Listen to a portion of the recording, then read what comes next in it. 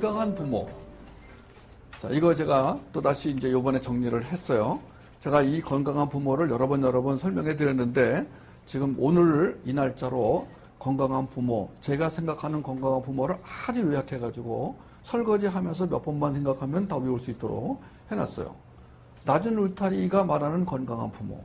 아주 쉽습니다. 여러분을 건강한 부모로 제가 살아가도록 도울 준비가 다 끝났습니다. 첫째, 복음 사역을 통해서 복음이 체계화된 부모로 양육되어지면 됩니다. 두 번째, 회복 사역을 통해 상처와 욕망의 문제가 해결되고 핵심 감정의 공격으로부터 해방이 되면 건강한 부모가 됩니다. 세 번째, 문화 사역을 통해 자녀를 세상 정신으로부터 지켜줄 수 있으면, 이건 소극적인 의미지만 됩니다. 뭐 자세하게 많이 썼다가 여러분의 IQ가 못 따라오는 걸 제가 알고 아주 간단하게 이렇게 했습니다. 간단하게. 이거는 언제 물어봐도 대답이 나오고, 그러면 당신은 이 부분에 대한 해결책이 있습니까? 그러면 있습니다. 이 복음 사역과 회복 사역과 문화 사역을 융합하는 데 있어서 이건 뭐지? 어떻게 하라는 거지? 그런데 저의 사역에 오셔서 계속 이제 사역 훈련을 받다 보면은 자연스럽게 이 복음과 회복과 문화, 이렇게 내 안에서 융합되어 나타나야 되는구나 라고 이제 인식이 되는 거예요. 제가 양육하는 분들에게는 하나님의 이 선물이 주어지기를 바라는데, 생명력, 통찰력, 분별력, 창의력, 변증력이 주어져야만 양육을 할 수 있어요. 뭐 양육을 할 때 이제 능력이 있어야 되는데, 저는 그 능력을 5개로 표현합니다. 그 중에서도 이 시간은 통찰력이죠. 그래서 이 학교 이름이 통찰력 학교예요. 그래서 이제 우리는 양육이라는 부분을 대책을 세워야 되는데, 자, 첫째, 해결책은 이제 사역입니다. 크리스찬은 모든 문제 해결을 사역을 통해서 해결을 받습니다. 사역은 영어로 미니스트리라고 하는데, 이 미니스트리라고 하는 것은 3가지가 전제가 되어야 된다. 십자가, 보혈, 지성소. 이 3가지가 전제되지 않는 것은 사역이 아니다. 그러니까 하나님은 우리 문제의 해결자시다. 하나님은 우리의 창조주이실 뿐 아니라 우리의 모든 문제 해결자이시다라는 하나님의 절대 주권을 인정하는 사람만 제 얘기를 이해할 수 있어요. 아멘 할 수 있는 거예요. 그러면은 그 하나님이 우리에게 사역이라는 방법을 통해서 문제를 해결받도록 인도하신다가 되는 거죠. 근데 사역들을 다 해요. 저마다 다 해요. 개인도 사역을 합니다. 홈스쿨링 하는 사람도 사역한다고 말합니다. 크리스찬의 경우에. 근데 문제는 사역의 내용이 뭐냐 이거예요. 첫째가 복음 사역이에요. 모든 사역의 첫 번째가 복음 사역이에요. 복음이 체계화돼야 돼요. 두 번째는 회복 사역이에요. 세 번째는 문화 사역이에요. 그러니까 이 3개 사역이 첫 번째, 두 번째, 세 번째 이렇게 순서대로 가는 게 아니라 융합이 돼야 돼요. 복음 사역을 하면서도 회복 사역이 가능하고, 회복 사역을 하면서도 문화 사역이 가능하고. 이게 쉽습니까? 쉽지 않아요. 저만이 여러분에게 이렇게 지금 같은 자리에서 복음도 가르쳤다가, 그 다음에 흠스 사역으로 안내도 했다가, 문화 사역도 했다가, 이거 쉽지 않습니다. 그리고 저처럼 이렇게 유치원 아이부터 할아버지 할머니, 평신도로부터 목회자까지, 석박사까지 제가 이런 강의를 해드리는 거 쉽지 않습니다. 이게 오랜 세월에 걸쳐서 융합의 기술이, 융합의 능력이 있기 때문에 가능한 거예요. 그러면은 우리가 이제 양육이라는 것은 정말 힘든 거예요. 이거는 단기간에 이루어지지 않습니다. 멀고도 힘든 양육, 그 양육에 여러 가지 방법들이 있는데 그 중에서도 왜 낮은 울타리 방법이냐, 이 질문을 오늘 또 던질 수밖에 없습니다. 자, 우리가 양육이란 말을 좀 더 이해하기 쉽기 위해서 표를 하나 제가 소개하겠습니다. 양육은 자발적인 양육이 있고 의무적인 양육이 있어요. 예를 들어서 부모는 의무적으로 양육을 해야 돼요. 만약에 양육을 안 하는 부모는 부모가 아니에요. 자녀를 낳고 양육을 안 한다, 그럼 이 사람은 이미 부모가 아닌 거예요. 그 다음에 부모가 아닌데 양육을 해요. 우린 그것을 자발적 양육이라고 그래요.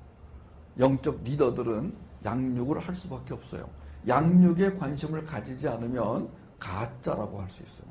왜냐하면은 예수 그리스도께서 이제 마지막으로 남겨주신 유언이 양육에 관한 거예요. 모든 백성으로 제자를 삼아 내가 너에게 분부한 모든 것을 가르쳐 지키게.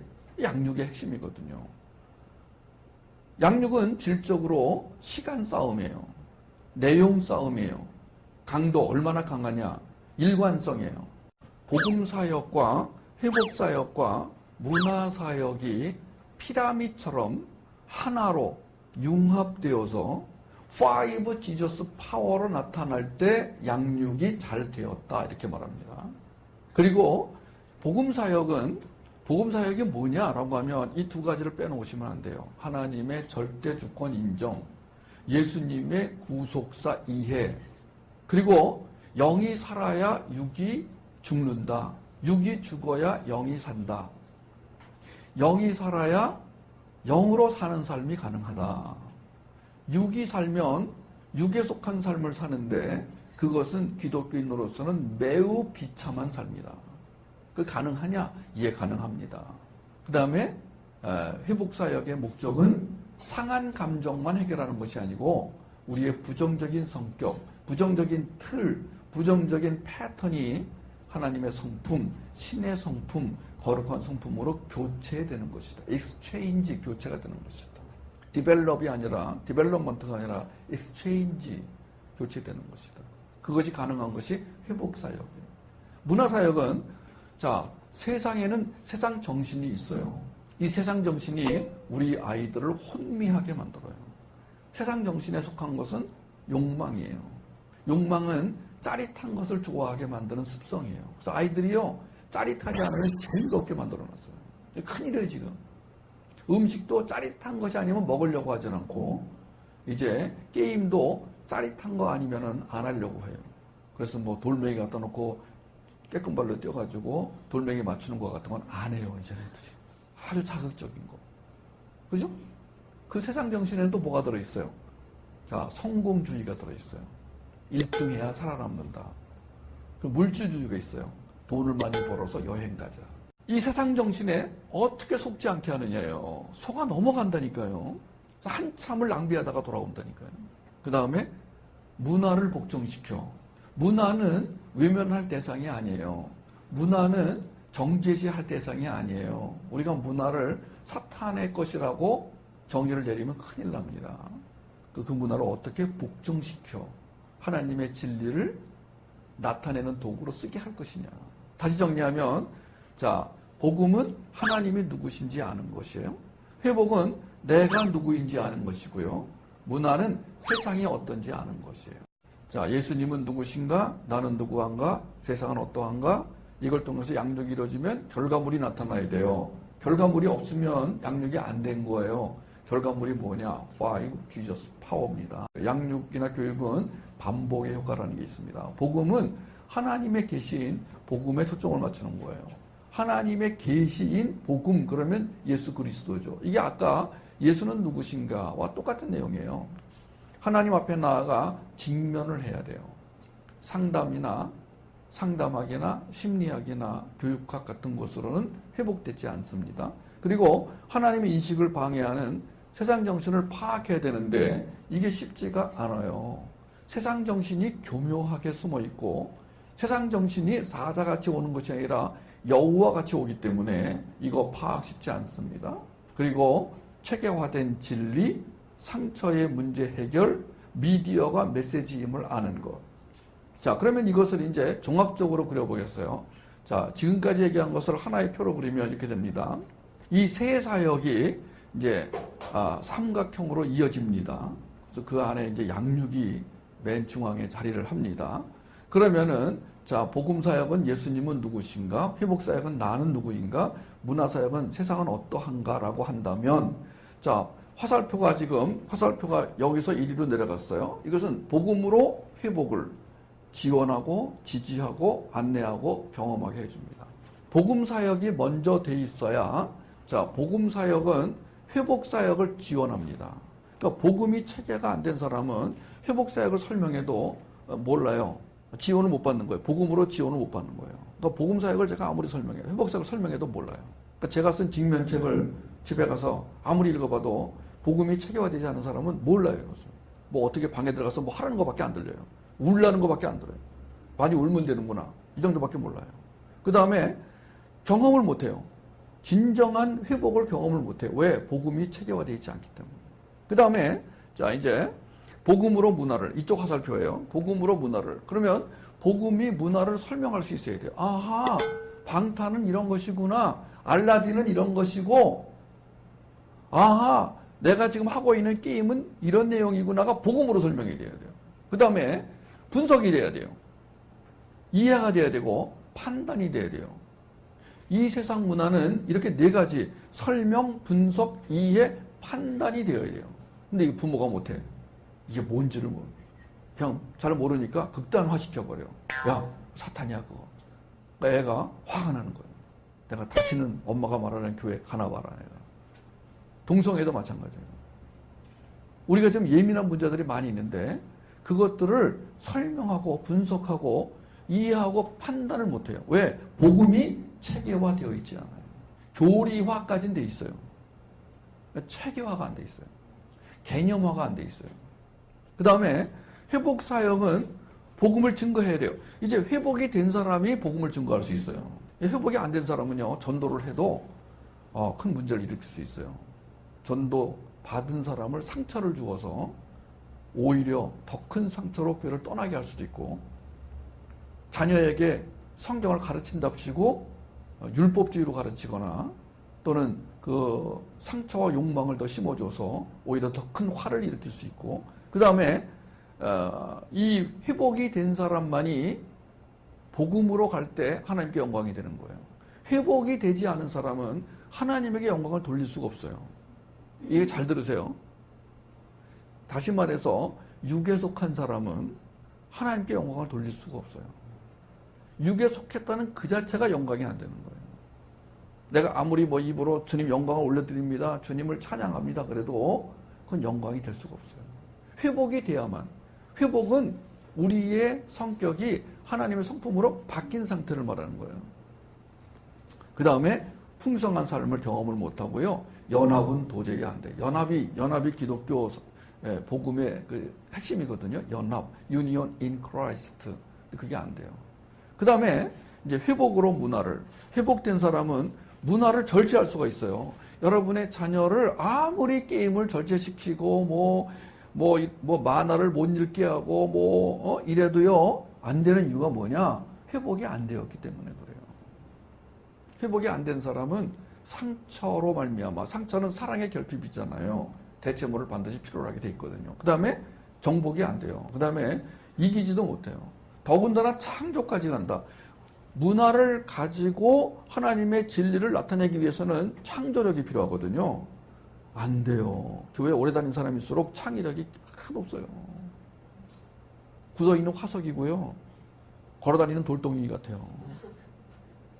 정말 대단하신 분들이세요. 그 다음에 문화로 복음을 표현합니다. 변증합니다. 설명합니다. 증거합니다. 문화가 없이는 복음이 표현이 안 돼요. 오늘날 한국교회가 문제가 뭐냐면 문화가 없으니까 교리만 남아있는 거예요. 근데 교리도 이제 타협을 하니까 초교파가 나오는 거예요. 그래서 이제 뭔지 몰라. 이제 교회에 들어가면 도대체 이 목사님은 어느 노선을 취하고 있는 것인지, 어느 방향을 따라가고 있는 것인지 초점과 관점과 지향점을 알 수가 없어. 안개와 같아요. 그래서 이제 뭘로 전락하느냐? 종교 집단으로 전락하는 거예요. 문화는 복음을 표현하는 거예요. 그리고 변증하는 거예요. 설명하는 거예요. 증거하는 거예요. 이제는 우리가 전단지 갖고 나가서 전철역 앞에 가서 교회 나오세요. 이게 전도가 아니에요, 이제는요. 이제는 우리가 복음을 설명할 수 있고 표현할 수 있어야 된다니까요. 변론할 수 있어야 된다니까요. 변증할 수 있어야 된다니까요. 뭘로? 문화로. 더군다나 우리 자녀들은 문화 세대이기 때문에 이게 가능한 거예요. 우리는 문화 세대가 아니기 때문에 이게 힘들었어요. 불가능했어요. 그리고 문화로 회복을 지원하고 일상적 경험을 가능하게 하고 풍성하게 합니다. 그러면은 이제 회복된 자가 복음을 이해할 수 있어요. 이게 복음이구나. 복음은 회복을, 회복은 복음을. 그리고 이제 복음과 문화가 대적이 되면 안 돼요. 우리는 지금 이 세상 문화를 완전히 대적하고 살고 있어요. 어떻게 보면은요, 기독교인은 세상 속에 들어가 사는 것이 아니라 세상을 떠나 사는 자로, 그것이 거룩한 것처럼 대적 관계로, 그죠? 그 다음에 중독에서 해방이 돼요. 왜냐하면 지금의 문화는 중독 대상입니다. 이제는 문화의 힘이 갈수록 커져요. 이 방탄소년단의 영향력은요, 여러분 상상을 초월할 정도예요. 어떻게 안 빠져요? 그 다음에 또 하나는 중독에서 해방되는 건 소극적인 것이고, 적극적인 것은 뭐라고요? 미디어를 다스려야 돼요. 미디어를 가지고 하나님의 나라를 만들거나 하나님의 나라를 설명할 수 있어야 돼요. 여러분, 이 전체가 지금 양육의 결과, 풍성한 삶의 원리라고 한다면 어떻게 하시겠어요? 그래서 양육의 결과로 이게 확인이 돼야 돼요. 양육의 결과로 5G's 파워와 신부의 영성. 지금까지는요, 제자 자녀됨의 영성, 종됨의 영성, 청지기됨의 영성, 제자됨의 영성, 사역자됨의 영성까지만 제가 설명을 했어요. 근데 아가서로 공부하면서 너무 좋은 하나님의 영성을 선물로 받았어요. 그게 뭐냐? 신부의 영성. 그래서 저는 이 아가서를 통해서 신부의 영성, 그래서 여기다 신부의 영성. 신부의 영성은 단계적으로 보면은 마지막 영성입니다. 이따가 설명해 드릴게요. 왜 이게 마지막 영성인가를. 자, 우리 에베소서 1장 17절, 18절, 19절 같이 읽겠습니다. 시작. 우리 주 예수 그리스도의 하나님 영광의 아버지께서 지혜와 계시의 영을 너에게 주사 하나님을 알게 하시고 너희 마음의 눈을 밝히사 그의 부르심의 소망이 무엇이며 성도 안에서 그 기업의 영광의 풍성함이 무엇이며 그의 힘의 위력으로 역사하심을 따라 믿는 우리에게 베푸신 능력의 지극히 크심이 어떠한 것을 너희로 알게 하시기를 구하노라. 자, 에베소 5장 15절 17절 시작. 그런즉 너희가 어떻게 행할지를 자세히 주의하여 지혜 없는 자 같이 하지 말고 오직 지혜 있는 자 같이 하여 세월을 아끼라. 때가 악하니라. 그러므로 어리석은 자가 되지 말고 오직 주의 뜻이 무엇인가 이해하는 자녀로 양육하시기 바랍니다.